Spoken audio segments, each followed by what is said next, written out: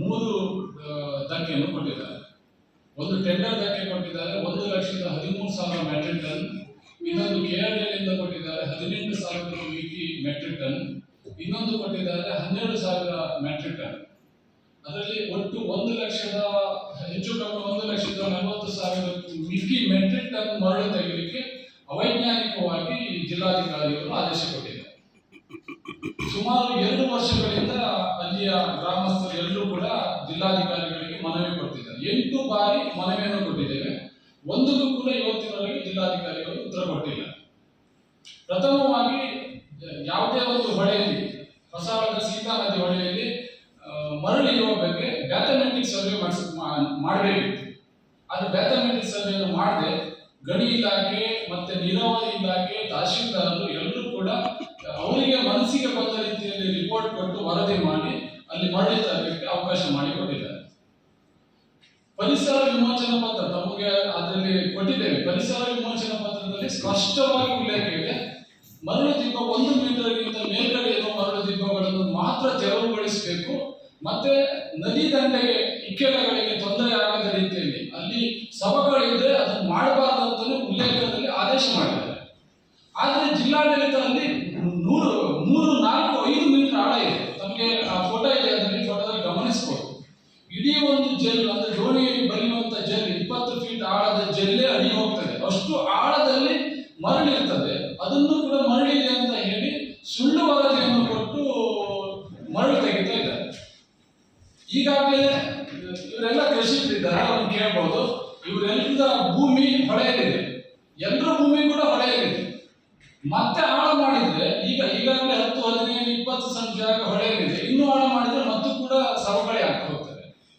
ಮತ್ತೆ ಅಲ್ಲಿ ಇವರೆಲ್ಲರ ಬಾವಿ ನೀರು ಕೂಡ ಈಗಾಗಲೇ ಉಪ್ಪಾಗಿದೆ, ಉಪ್ಪು ಮಿಶ್ರಿತ ಆಗಿಬಿಟ್ಟಿದೆ. ಮತ್ತೆ JMJ ಇಂದ ಅಂದ್ರೆ 1.5 ಕೋಟಿಯ ಒಂದು ಬಾವಿ ಮಾಡಿದ್ದಾರೆ, ನದಿ ಪಕ್ಕದಲ್ಲಿ ಬಾವಿ ಮಾಡಿದ್ದಾರೆ. ಆ ನದಿ ನೀರು ಕೂಡ ಈಗ ಉಪ್ಪಾಗಿದೆ. ಈ ಬಗ್ಗೆ ಎಲ್ಲ ದಾಖಲಾತಿಯೊಂದಿಗೆ ನಾವು ಹಲವಾರು ಬಾರಿ ಜಿಲ್ಲಾಧಿಕಾರಿಗಳಿಗೆ ಮನವಿ ಕೊಟ್ಟಿದ್ದೇವೆ.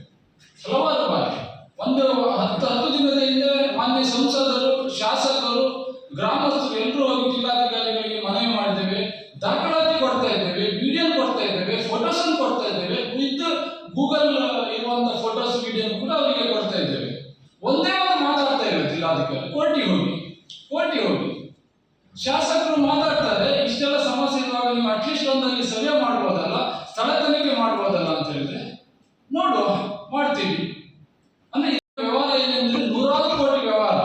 ನಮ್ಗೆ ಇದನ್ನೆಲ್ಲ ನೋಡಿದ್ರೆ ಜಿಲ್ಲಾಧಿಕಾರಿಗಳ ಅಸಡ್ಡೆ ನೋಡಿದ್ರೆ ಇವತ್ತಿನ ಸರ್ಕಾರ ಕೃಷಿಗೆ ಅಷ್ಟು ಉತ್ತೇಜನ ಕೊಡ್ತಾ ಇದೆ. ಕೃಷಿಕರಿಗೆ ಸಹಾಯ ಮಾಡಿ ಅಂತಿದ್ರು ಕೂಡ ಕೃಷಿಕರು ಹೋಗಿ ಅಷ್ಟು ಮನವಿ ಮಾಡಿಕೊಂಡ್ರು ಕೂಡ ಅದನ್ನ ನೆಗ್ಲೆಕ್ಟ್ ಮಾಡ್ತಿದ್ರು. ನೋಡಿದ್ರೆ ಜಿಲ್ಲಾಧಿಕಾರಿಗಳು ಈ ಒಂದು ಅಕ್ರಮದಲ್ಲಿ ಶಾಮೀಲಾಗಿರುವ ಸಾಧ್ಯತೆ ಜಾಸ್ತಿ ಇದೆ.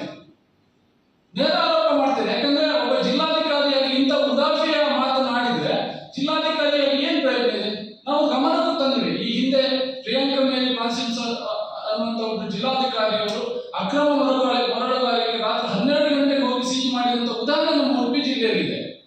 ಇಷ್ಟೆಲ್ಲ ಇದ್ದು ಕೂಡ ನಿಮ್ಗೆ ದಾಖಲಾತಿ ಕೊಟ್ಟರೆ ಯಾಕೆ ನೀವು ಅದನ್ನು ಸ್ಥಳ ತನಿಖೆ ಮಾಡ್ತಾ ಇಲ್ಲ ಕೇಳಿದ್ರೆ ನೀವು ಕೋರ್ಟಿಗೆ ಹೋಗಿ, ಅವ್ರ ಉತ್ತರ ಒಂದೇ. ಕೊನೆಗೆ ಶಾಸಕರು ಮತ್ತೆ ಸಂಸದರು ಬೇಕಾದ್ರೆ ನೀವು ಶಾಸಕರನ್ನ ಸಂಸದರು ಕೇಳ್ಬೋದು, ಯಾಕೆ ನೀವು ಮಾಡ್ತಾ ಇಲ್ಲ? ನಮ್ಗೆ ಒತ್ತಡ ಇದೆ, ನಾನು ಮಾಡ್ತೀನಿ ಅಂತ. ಅಂದ್ರೆ ಇವರು ಕಾನೂನಿನ ಅಡಿಯಲ್ಲಿ ಕೆಲಸ ಮಾಡ್ತಿದ್ದಾರ, ಯಾವ್ದೋ ಸರ್ಕಾರದ ಮಂತ್ರಿಗಳ ಅಥವಾ ಬೇರೆ ಯಾರೋ ಆದೇಶಕ್ಕೆ ಮನೆಯಲ್ಲಿ ಕೆಲಸ ಮಾಡ್ತಿದ್ದಾರೋ ಗೊತ್ತಾಗ್ತಿಲ್ಲ.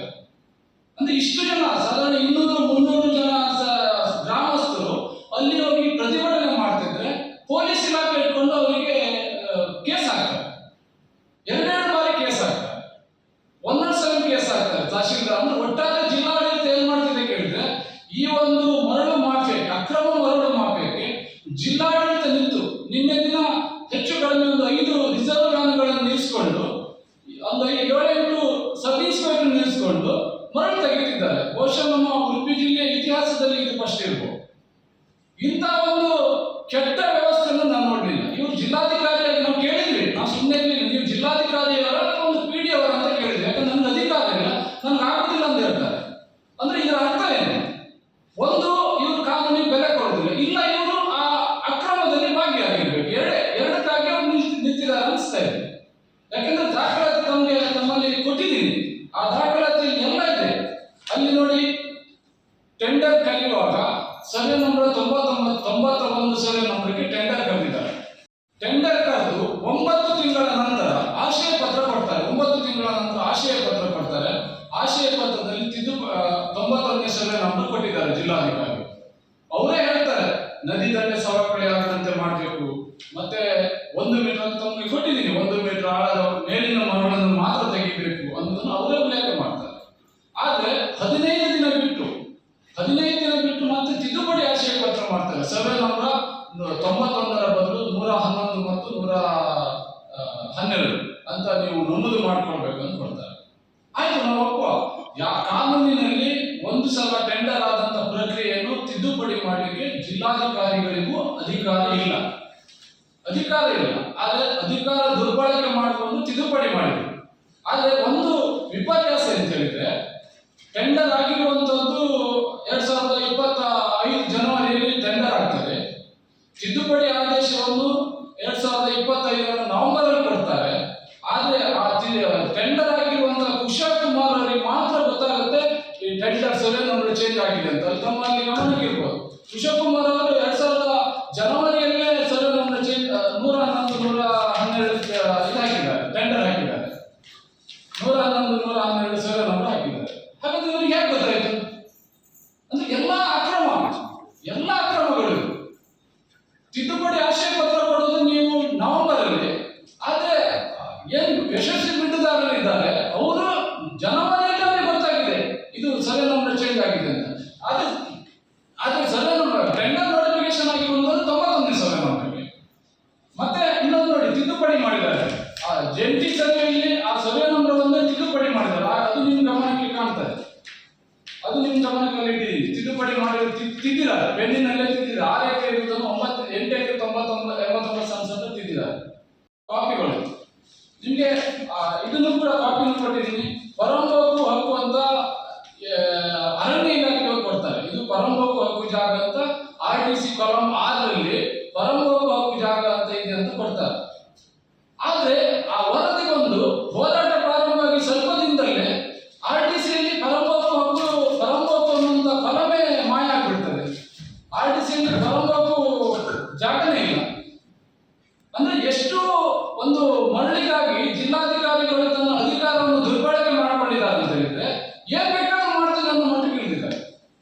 ಮೊನ್ನೆ ಒಬ್ರು ಅಡ್ವೊಕೇಟ್ KS ಬತ್ತಾಡಿ ಚಂದ್ರಶೇಖರ್ ಶೆಟ್ಟಿ ಅಂತ ಒಬ್ಬರು ಅಡ್ವೊಕೇಟ್ ಅವರು ಈ ಬಗ್ಗೆ ಜಿಲ್ಲಾಧಿಕಾರಿಗಳ ಹತ್ರ ಮಾತಾಡೋಕೆ ಹೋದ್ರೆ ಕಾಮನ್ ನೀವು ನನ್ನನ್ನೇನು ಪ್ರಶ್ನೆ ಮಾಡ್ತೀರಿ ಅಂತ ಕೇಳ್ತಾರೆ. ಎಂತ ಅಲಂಕಾರ ಇರ್ಬೋದು ಇವರು DC ಅವರಿಗೆ? ಅಂದ್ರೆ ಕಾನೂನಿಗೆ ಏನ್ ಬೇಕಾದ್ರೂ ಮಾಡ್ಬೋದು ಅಂತ ತಿಳ್ಕೊಂಡಿದ್ದಾರೆ ಇವರು. ಶಾಸಕರ ಹತ್ರ ಮಾತಾಡ್ತಾರೆ, ಸಂಸದರ ಹತ್ರ ಮಾತಾಡ್ತಾರೆ. ಅದು ಶಾಸಕರು ಸಂಸದರು ಏನು ಮಾತಾಡ್ತಾ ಇಲ್ಲ. ಅಕ್ರಮವನ್ನು ದಾಖಲಾತಿಯೊಂದಿಗೆ ಕೊಟ್ಟರು ಕೂಡ ನಾನು ಮಾಡೋಕ್ಕಾಗಲ್ಲ, ನೀವೇನ್ ಬೇಕಾದ್ರೂ ಮಾಡಿ, ಕೋರ್ಟಿಗೆ ಹೋಗಿ ಅಂತ ಉಡಾಫೆ ಮಾತಾಡ್ತಾರೆ. ಅಲ್ಲಿರುವಂತ ಬಾವಿ ನೀರು ಹಾಳಾಗಿದ್ರ ಬಗ್ಗೆ ರಿಪೋರ್ಟ್ ಕೊಟ್ಟರೆ ಇದನ್ನು ತಗೊಳ್ಳಲ್ಲ.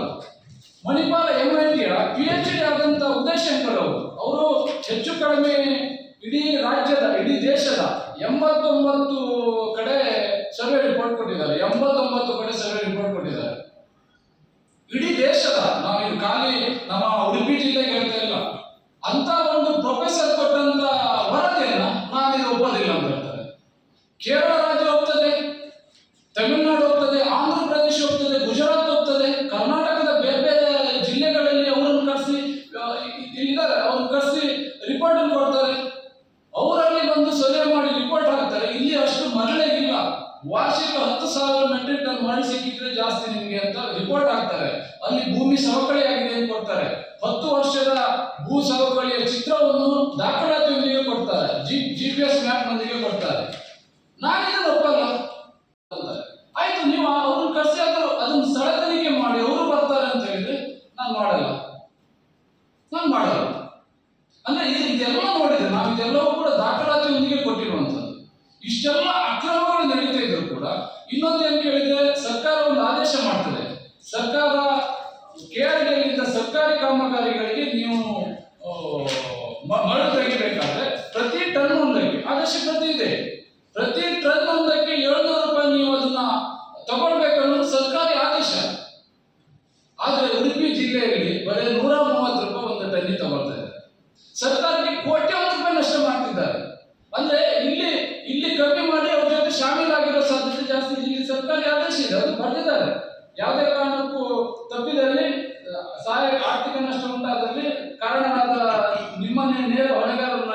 ಅಂತ ಸರ್ಕಾರಿ ಆದೇಶ ಇದೆ.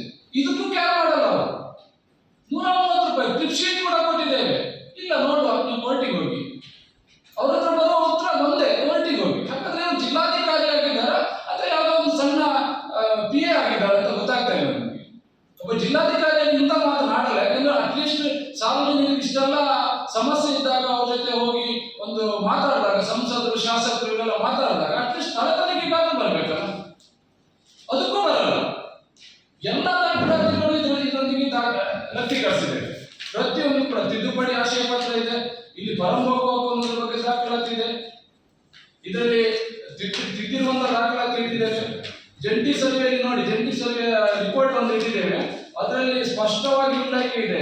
3 ಇಲಾಖೆಯವರು, 5 ಇಲಾಖೆಯವರು, 5 1 2 3 4 ಇವರೊಂದು 5 ಇಲಾಖೆಯವರು ಅದರಲ್ಲಿ ಸೈನ್ ಆಗ್ತಾರೆ. 1 ಮೀಟರ್ಗಿಂತ ಜಾಸ್ತಿ ತೆಗಿಬಾರ್ದು ಅಂತ. ಅದರಲ್ಲಿ ಆ ಫೋಟೋದಲ್ಲಿ ನೋಡಿ ಎಷ್ಟು ಆಳಾಗಿರುವಂತ ಹೊಳೆ ಅದು. ಅವರೇ ಬೋರ್ ಪಾಯಿಂಟ್ ಮಾಡೋದು. ಇದನ್ನು ಚೆಕ್ ಮಾಡಿ ಅಂತ ಚೆಕ್ ಮಾಡುತ್ತಾ ಇದ್ದಾರೆ. ಅಂದ್ರೆ ಇಷ್ಟೆಲ್ಲ ಅಕ್ರಮಗಳಲ್ಲಿ ಇದ್ರೂ ಕೂಡ ಮಾಡೋದಿಲ್ಲ ಅಂತ ಹೇಳಿದ್ರೆ, ಇನ್ನು ನೋಡಿ 6 ಜಾಗ ಹೊಳೆಯಲ್ಲಿದೆ ಕೃಷಿಕರು. ಇನ್ನೂ ಆಳಾದ್ರೆ ಆ ಭೂಮಿ ಇನ್ನೆಷ್ಟು ಸವಕಳಿ ಆಗಕ್ಕೆ ಸಾಧ್ಯ ಇಲ್ಲ.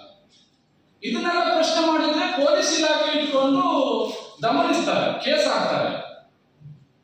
ಬಹುಶಃ ಉಡುಪಿ ಜಿಲ್ಲೆ ಜಿಲ್ಲಾಧಿಕಾರಿಗಳಿಗೆ ಈ ಮುಖಾಂತರ ಆಗ್ರಹಿಸ್ತೇನೆ ಮತ್ತು ಎಚ್ಚರಿಕೆಯನ್ನು ಕೊಡ್ತೇನೆ. ಉಡುಪಿ ಜಿಲ್ಲೆ ಬಹುಶಃ ನೀವು ಬೇರೆ ಕಡೆ ಏನೇನೋ ಮಾಡಿ ಬಂದಿರಬಹುದು.